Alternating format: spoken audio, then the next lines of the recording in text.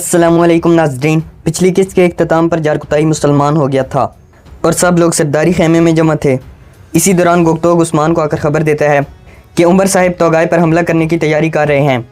इस किस्त के आगाज़ में उस्मान गुंदूज से कहते हैं, भाईजान तमाम सिपाहियों को तैयार करें। बामसी साहिब कहते हैं, क्या ये आपका आखिरी फ़ैसला है उस्मान साहिब? उस्मान कहते हैं, अब मैं पीछे नहीं हट सकता। बामसी साहिब हैरानी से पूछते हैं, अगर उमर साहिब बाज ना आए तो क्या हम तुर्कमानों का खून बहाएंगे? ये सुनकर उस्मान कोई जवाब नहीं देता और अपने सिपाहियों के साथ वहाँ से चला जाता है। अगले दिन तोगाय अपने नौकरों के साथ यार हिसार किले की जानिब बढ़ रहा था। तोगाय का लश्कर एक बहुत बड़ी तादाद पर मुश्तमिल था। इधर दो बजंतीनी सिपाही निकोला को आकर बताते हैं कि उमर सरदार अपने सिपाहियों के साथ कबीले से रवाना हो चुके हैं। निकोला कहता है, हम तोगाय के इस्तकबाल के लिए ज़बरदस्त तैयारियाँ कर रहे हैं। ये कहकर निकोला अपने सिपाहियों को लेकर आगे की तरफ बढ़ जाता है। दूसरी तरफ उमर बे भी अपने सिपाहियों के साथ यार हिसार किले की जानिब बढ़ रहे थे। एक जगह पर उस्मान और उसके सिपाहियों ने उमर बे का रास्ता रोका हुआ था। उमर बे जब उस्मान के पास पहुंचते हैं तो उस्मान कहता है, मेरा फैसला कतई है उमर साहिब, मैं मुसलमानों के बुलंद मुसलिहतों को आपके ज़ाती जज्बात की भेंट नहीं चढ़ने दूंगा। आपके लिए बेहतर होगा कि आप फ़ौरन अपने कबीले वापस लौट जाएं।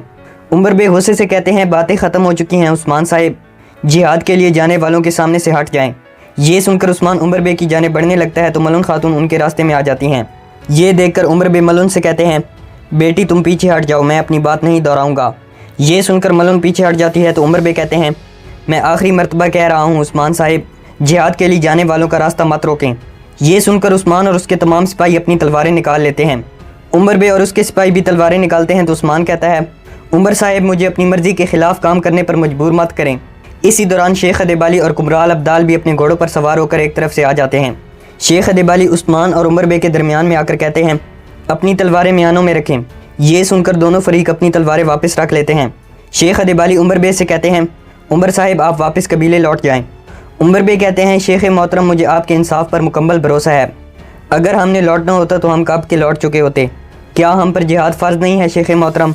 शेख अदेबाली कहते हैं, जिहाद फ़र्ज़ है मगर अलग अलग होना हराम है उमर साहिब, शेख मोहतरम की मर्ज़ी पर अमल किया जाएगा। फिर उमर बे उस्मान की तरफ देखते हुए कहते हैं, हम यहाँ जिहाद के लिए आए थे, अल्लाह जानता है कि मुझे अपने रास्ते से शेख अदेबाली के अलावा कोई नहीं हटा सकता। ये कहकर उमर बे अपने सिपाहियों को लेकर वापस कबीले की तरफ लौट जाते हैं। उनके जाने के बाद शेख अदेबाली उस्मान से कहते हैं, उस्मान साहिब मुझे आपसे कुछ कहना है। जब वो दोनों एक तरफ चले जाते हैं तो शेख अदेबाली उस्मान से कहते हैं, इस लड़ाई का तुर्कमानों के मुस्तकबिल के लिए ख़त्म होना ज़रूरी था। इस लड़ाई को हमेशा के लिए ख़त्म करने का अब सिर्फ एक ही तरीका है और वो ये कि हमें अर्तुल गाज़ी की वसीयत पर अमल करना होगा। शेख अदेबाली कहते हैं, उस्मान तुम्हें उमर सरदार की बेटी मलन खातून से शादी करनी होगी। ये सुनकर उस्मान हैरानगी के आलम में सोच में पड़ जाता है। शेख अदेबाली कहते हैं, आपने दुरुस्त सुना उस्मान साहिब, दो तुर्कमान सरदारों के दरमियान बढ़ती लड़ाई का ख़त्म होना ज़रूरी है और इसके लिए ज़मानों से एक ही तरीका चला आ रहा है, लड़की देना या लड़की लेना। शेख अदेबाली कहते हैं, मेरी ख्वाहिश है कि मलन खातून से आपका निकाह किया जाए। उस्मान कहता है, शेख मोहतरम मेरी पहली बीवी मौजूद है, खसूसन जो कि आपकी बेटी भी हैं। शेख अदेबाली कहते हैं, वो उम्मीद से नहीं हो सकती। काई कबीले की सलामती के लिए तुम्हारा वाली ओहद होना शर्त है, इसीलिए अब इस मामले में मज़ीद देर नहीं होनी चाहिए। ये सुनकर उस्मान अपने सिपाहियों की तरफ देखता है तो शेख अदेबाली उस्मान से कहते हैं, देखा आपके सिपाही आप पर कितना यकीन और एतमाद करते हैं, आपके कंधों पर इनकी ज़िम्मेदारी है उस्मान साहिब, आपको सरदार ज़ादी से निकाह करना होगा।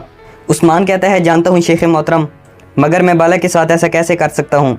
वो भी जानती है कि एक न एक दिन ऐसा ज़रूर होगा, मगर मलन खातून से उसे बहुत तकलीफ़ होगी। शेख अदेबाली उस्मान को हौसला देते हुए कहते हैं, सोचने के लिए कुछ वक्त लें और जब आप फ़ैसला कर लें तो मुझे पैगाम पहुँचा दें, मुझे यकीन है कि आप बेहतरीन फ़ैसला लेंगे। ये कहकर शेख अदेबाली और कुमराल अब्दाल वहाँ से चले जाते हैं। इसके बाद उस्मान और उसके सिपाही भी वापस अपने घोड़े कबीले की जानिब दौड़ा देते हैं। दूसरी तरफ यासू अपने घोड़े पर सवार होकर निकोला के पास आता है और घबरा कर उससे कहता है, उमर सरदार गायब हैं, जहाँ उसके सिपाहियों को तैनात किया गया था वहाँ सिर्फ जानवर चल रहे हैं। ये सुनकर निकोला यासू को गर्दन से पकड़ लेता है तो इसी दौरान एक बजंतीनी कमांडर आता है और निकोला से कहता है, जनाब तो गाय अपने सिपाहियों के साथ आ रहा है। यासू निकोला से कहता है, उन्हें हमारे यहाँ होने का इल्म नहीं है, हम तीर अंदाज़ों के ज़रिए लड़ सकते हैं।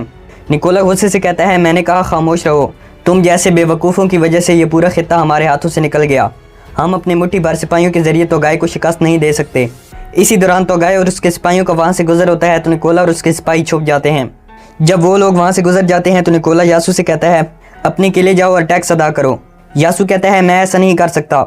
ये सुनकर निकोला यासू को सर से पकड़ लेता है और कहता है, मैं अगर कहूँ करो तो करना होगा। तोगाई को समझने दो कि वो अपने दांत हम में गाड़ चुका है। हम थोड़ा मज़ीद सब्र करेंगे। हम किले जाएंगे और मज़ीद ताकतवर होंगे। इसके बाद निकोला और उसके सिपाही उठते हैं और अपने किले की जानिब चाल पड़ते हैं। इधर उस्मान और उसके सिपाही वापस कबीले की जानिब जा रहे थे।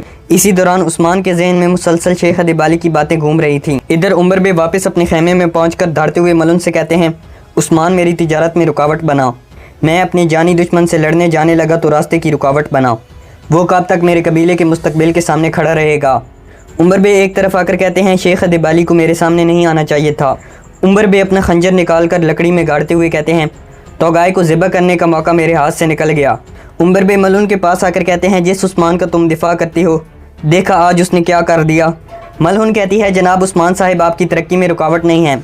उमर बे सरदारी नशस्त पर बैठ जाते हैं तो मलून कहती है, उस्मान साहिब अपना मकसद हमारे सामने जाहिर करने आए थे। उन्होंने सल्जूक सुल्तान के साथ होने वाले मुआहदे के बारे में भी आपको बताया था। मलून कहती है, अब मुझे इजाज़त दीजिए, मैं अपने खेमे में जाना चाहती हूँ। जब आप हकीकत सुनने के लिए तैयार होंगे तब मैं आऊँगी। ये कहकर मलून वहाँ से जाने लगती है तो उमर बे मलून को रोकते हुए कहते हैं, मलहून तुम्हारी मातहती में दिए गए तमाम सिपाही तुमसे वापस लिए जाते हैं। आज के बाद तुम किसी भी चीज़ में दखल नहीं दोगी और सिपाहियों की जिम्मेदारी मैं खुद निभाऊंगा। अब तुम कबीले की बाकी ख़वातीन की तरह खेमे में बैठोगी। ये सुनकर मलून खातून वहाँ से चली जाती है। दूसरी तरफ जंगल में शेख अदिबाली और कुमराल अब्दाल एक दरख्त के नीचे रुके हुए थे। कुमराल अब्दाल शेख अदिबाली के पास आकर बैठ जाते हैं और कहते हैं, बहुत जल्द उस्मान साहिब और उमर सरदार के दरमियान इख्तलाफात ख़त्म हो जाएंगे और फिर तुर्कमान कबाइल में भी बहार आएगी। शेख अदिबाली कहते हैं, उस्मान साहिब को मुश्किल काम करना होगा। उन्हें अपना राज अपने दिल में खिले फूल के सामने जाहिर करना होगा। कुमराल अब्दाल कहते हैं, यकीनन उस फूल को ज़ख्मी होने से बचाने के लिए वो अपना राज दिल में छुपा कर रखेंगे। शेख अदिबाली कहते हैं, ज़ख्मी हुए बगैर और तकलीफ़ उठाए बगैर भी बहार आ सकती है। कुमराल अब्दाल, उस्मान साहिब का और बाला का बहुत बड़ा इम्तिहान है। वो लोग सब्र करेंगे, ज़ख्मी होंगे और एक दूसरे के ज़ख्मों पर मरहम रखेंगे। इसके अलावा और कोई रास्ता नहीं है। दूसरी तरफ बाला अपने खेमे में उदास बैठी थी और बाला को उस्मान की कही हुई बातें याद आ रही थीं। इसी दौरान उस्मान वहाँ आता है और बाला को उदास देखकर परेशान हो जाता है। उस्मान बाला के पास आकर बैठ जाता है तो बाला पूछती है, आप कब आए उस्मान साहिब। उस्मान कहता है, मैं तुम्हें देख रहा था, तुम किन सोचों में गुम थी। बाला कहती है, शेख मोहतरम ने मेरे लिए आपको फ़ौरन हाँ नहीं कहा था। उस वक्त भी मैं ऐसे ही सोचों में गुम हो जाती थी। उस्मान मेज़ पर अपना सर रख कर पूछता है, अच्छा तो अब तुम्हें कैसा महसूस हो रहा है। बाला भी अपना सर मेज़ पर रखती है और कहती है, अब आप मेरे पास हैं उस्मान, इसीलिए मुझे कोई गम नहीं है। बाला की बातें सुनकर उस्मान सोचों में गुम हो जाता है। दूसरी तरफ तोगाई भी यासू से टैक्स वसूल करके वापस अपने डेरे पे आ चुका था। जंवा तोगाई से कहता है, यासू से तो हमने टैक्स वसूल कर लिया, मगर उस्मान का क्या होगा। तोगाई कहता है, उस्मान अपना टैक्स सुल्तान को अदा करेंगे। उसका ख्याल है कि वो इस तरह तुर्कमान कबाइल के सामने जाहिर कर पाएगा कि वो हमें टैक्स नहीं दे रहा। जंवा कहता है, तोगाई आपने उस्मान को मारने के लिए चंगेज़ खान की नस्ल की कसम खाई है। तोगाई कहता है, मेरी कसम इंतज़ार करेगी जंवा। उस्मान सफ़ीर भेजेगा और हमें अपनी मातहती का एक बार फिर बताएगा। दूसरी तरफ रात के वक्त मलून खातून अपने खेमे में बैठकर तलवार को देख रही थी। इसी दौरान मलून को अपने बाबा की कही हुई बातें याद आती हैं। अलाजा वहाँ आती है तो मलून अलाजा से पूछती है, तुम्हारा क्या ख्याल है अलाजा खातून, अब इस तलवार के साथ क्या करना चाहिए। जब हमने जंग पर ही नहीं जाना और जिहाद का सवाब भी हासिल नहीं करना, तो क्या ख्याल है लोहा पिघला कर अपने लिए ज़ेवरात न बना लूँ। अलाजा कहती है, फ़िक्र मत करें, आपके वालिद ये फ़ैसला वापस ले लेंगे। मलून पूछती है, सिपाहियों का क्या ख्याल है। अलाजा कहती है, सिपाही जिहाद जारी रखना चाहते हैं, वो आपके साथ मिलकर जंग के लिए जाना चाहते हैं। ये जान ले मलून खातून, वो अब भी आपकी मातहती में हैं। मलून तलवार को म्यान में रखते हुए कहती है, सिपाहियों को तैयार करो, मैं उनसे बात करना चाहती हूँ। ये सुनकर अलाजा वहाँ से चली जाती है। दूसरी तरफ उस्मान, बाला, बोरान और गोंचा रात के वक्त खाने के दस्तरखान पर बैठे थे। खाना खाने के बाद बोरान कहता है, आपके हाथ सलामत रहें बाला खातून, तवील अरसे से ऐसी दावत नहीं हुई थी। गोंचा कहती है, बोरान अल्प तवील अरसे से कोशिश कर रहा था, मगर मैं बाला खातून जैसा लजीज खाना नहीं बना सकी। बाला कहती है, मैंने भी खानकाह में खाना बनाना अक्सर दरवेश से सीखा था। बाला उस्मान की तरफ देखते हुए कहती है, उस्मान साहिब आपको भी शिकार खेले तवील अरसा गुजर चुका है। उस्मान कहता है, काफरों का कत्ल क्या शिकार नहीं होता बाला। उस्मान साहब को एक वाक़या सुनाते हुए कहते हैं, जब मैं छोटा था तो एक दिन वालिद मोहतरम के साथ शिकार खेलने गया। वो पहली बार था कि हम घोड़ों की पीठ पर बैठकर शिकार खेलने वाले थे। वालिद मोहतरम ने मुझे शिकार खेलने का तरीका सिखाया और मैं पहली मरतबा ही शिकार खेलने में कामयाब रहा। ये सुनकर गोंचा कहती है, मरहूम अरतुल गाजी को हमेशा आप पर फ़ख्र रहा होगा। बोरान कहता है, फ़ख्र क्यों नहीं होगा, मगर जब जनाब की औलाद होगी तो भी ज़रूर फ़ख्र महसूस करेंगे। ये सुनकर गोंचा बोरान को खामोश करवा देती है। बाला कहती है, मैं अंदर से शरबत बना कर लाती हूँ। ये कहकर बाला वहाँ से जाती है तो गोंचा भी बाला के पीछे चली जाती है। उनके जाने के बाद बहरान उस्मान से कहता है, माफ़ कीजिएगा हजूर, सोचे समझे बगैर मुंह से निकल गया था। यहाँ पर इस एपिसोड का इख्तिताम हो जाता है।